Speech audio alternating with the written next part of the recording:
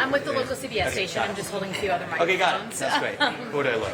At me, if you don't mind. What's your name? So, Christina. It's nice to meet you. So I'm sure you've heard there was a threat on your life. A man was arrested, allegedly wanted to hurt you at this Portsmouth event this morning. Just what's your reaction to that? I mean, my reaction was, first, I think we don't have all of the facts, but based on what we know, I'm grateful to law enforcement for responding as rapidly and as effectively as they did. I'm also grateful to my team and even many retired New Hampshire police officers and New Hampshire police officers in local PD, and some of whom, one is a retired New Hampshire officer who helps us on his spare time when we're in town. He's in the room right now. I'm grateful to the team that keeps us safe, and I pray for the safety of every American, including everybody who's in this process. I think that we certainly live in a challenging time, and I hope that everyone is safe, and it's my job as a leader to hopefully set a good example for this country. Have you had other experiences like this on the trail so far? I think that I'm grateful for the team that's around us, and they've been doing a great job in making sure that I'm kept safe. And I think we have, between retired police officers and ex-military and otherwise, I feel very secure in the position we're in. And I'm immensely grateful to the team that keeps me safe, and hopefully all of the other candidates safe through this process as well. Are you ready to increase security? I'm going to tell you exactly what I just said, which is I'm grateful to the team that we have in place, and I'm grateful to the men and women who have made sacrifices to keep myself safe and other candidates in this process safe. The local PD in New Hampshire has been excellent in each of our visits here, including in this visit, including handling this incident. Retired police chiefs and others who have been immensely helpful to us. And so I'm confident that we have a solid security team in place. And more importantly, I pray for the safety of every American. And I'm running to lead this country for a reason, and I want to lead us to a place where Americans don't have to worry and look over their shoulder for fear of what's happening in cities across this country. You've also called for closing the FBI, including at today's event in Portsmouth. We now know that the FBI was involved at least with arresting the man who read about that event. Does that make you rethink that stance at all? Actually, to the contrary, if you listen carefully to what I've said in every instance where we go into any more than a talking point about this, I said the 15,000 frontline agents are doing immensely important work, and that these are good people.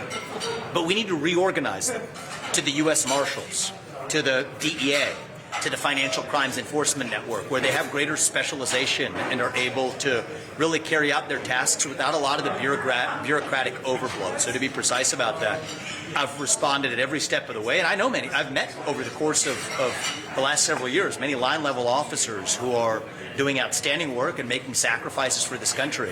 And 15,000 line-level officers, I've said we're keeping them, but we're going to reorganize it in a way that allows them to better perform their duties. And I'm immensely grateful to the people, including the local law enforcement, who I don't want to have forgotten in this, who actually did an outstanding job. And I'm grateful to the people on the front lines who work hard every day to make sure that people like me and other Americans are kept safe. So I'm grateful for that. As a quick follow-up, when did you find out about this?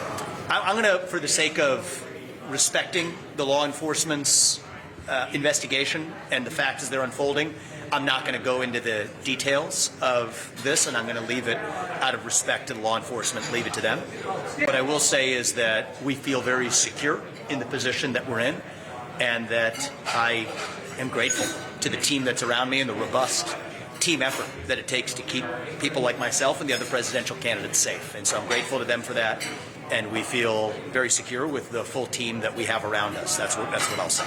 We do know. Last Friday in Iowa, you spoke a little bit about your safety and your family. I was asked about it. Excuse me. Have you been able to speak to your family today after everything has unfolded, and what have they said? I spoke to Apurva, and our kids are too young to understand what's going on, and so I intend to keep it that way. I don't think we're going to talk to our kids about this one. Apurva and I had a conversation, and she understands that we're in this for a purpose. We understand that it comes with all kinds of risks. She's a hero for what she does every day. She saves and improves lives on a daily basis. I mean, she's somebody who came 3 weeks out of pregnancy, out of our first son being born. I haven't told the story much on the campaign trail, but she went to the front lines to treat patients who she knew she was going to get sick. This is in the early stage of the COVID pandemic, right? Nobody knew what this virus was. She's an airway surgeon. That's her specialty. So 3 weeks after our son Karthik was born, she could have taken a 6-month maternity leave. 3 weeks back, she was doing open airway surgery. Expectedly, got sick, and I took care of our son during that period. And I say that because she's somebody who understands more than most that we all have to make a sacrifice to do what we believe we were put here to do. And she's incredibly supportive of what we're doing. She's also a smart person, and I'd like to think that both of us have a good head on our shoulders to know that we're going to, and have taken basic precautions. I think that we are very well protected. Even many of the people in this state, and even when we're traveling in Iowa and other places, we're very well protected, and I'm confident that both the teams on the ground as well as God. God is what gives me my ultimate protection and sense of purpose. My faith is what brought us to this journey, and I'm not going to let go of that faith through this journey either. So thank you. I appreciate it. We know that the complaint also detailed threats against another candidate. We don't have any more information about that. But it was also made last week. What do you think, 2 threats against 2 candidates made last week, what do you think that says about the state of this race here? Look, I'm not going to go into the details, as I said, about the specifics. I'm going to be respectful of law enforcement to let them carry out their investigation without my comments getting in the way of that. Look, I think that it's not good when you have people threatening mass violence in this country. And I do think that we have to, as leaders, step up and do our part to address some of the root causes here. And I've talked about that extensively on the campaign trail. I think we got to get to the root cause of a lot of the ailment in our country. And, I am going to do my part to continue to stick to why we're in this race and realize our purpose. I'm going to just maybe take, if the people have questions on a different topic, I'm going to take it. I'm happy to, address a few things off air if that's necessary, but I want to be respectful of law enforcement as this plays out. One on A system founded on the rule of law. And we've been imperfect in other parts of our national history where it was certain of those factors that didn't ensure equal justice under the law. But today, I think the greatest version of injustice or multiple standards under the law depend on your own political beliefs. And I do not think that your political beliefs should affect the way you're charged. I think they have for the last several years. And that's going to end on my watch. That's what I would say. Thank you. Last one.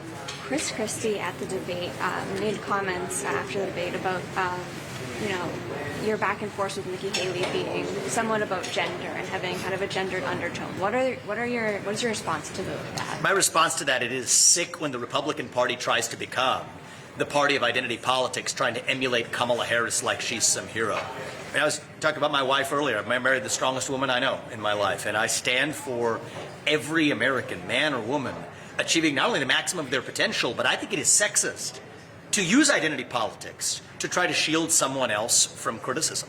I think that is, and I've seen several women writing about this after the debate as well, who have found it offensive, the idea that somebody tries to use their gender, and Nikki Haley purposefully trying to play that card as a way to immunize herself from criticism. I think it's bad enough when the Democratic Party does it. It's even worse when Republicans try to play the same game. My view is, if Donald Trump were going to get criticized or asked questions for releasing his tax returns, then Nikki Haley should answer the same questions. I think that she needs to release 20 years of her tax returns, as I've done.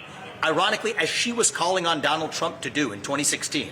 She joined the Democrat call to call on Donald Trump to release his tax returns, and then has the gall not to publish her own.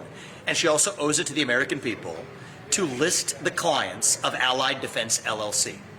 Who are the clients of your military contractor? If you're somebody who is clamoring for war, supporting the war in Ukraine and otherwise, you owe it to the American people to at least disclose that client list. That non-transparency is an abysmal indictment of the state of our politics, the state of the Republican Party, and blowing woke smoke, even if it's in the form of gendered commentary by her.